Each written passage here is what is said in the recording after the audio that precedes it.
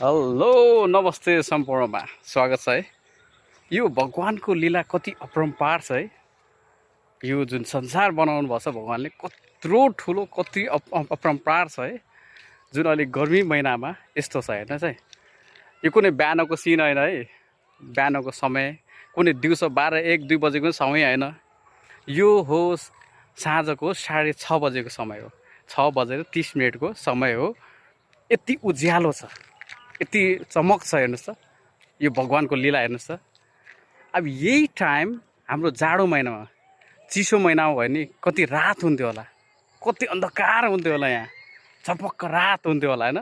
सबैजना हामी न्याना न्याना कपडाहरू लाएर होइन, कोही त अब खानासाना खाएर हामी घरमा आरामले सिरो गोरियाएर सुतिहाल्थ्यो होला कि।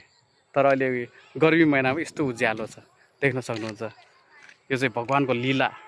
Okay, thank you.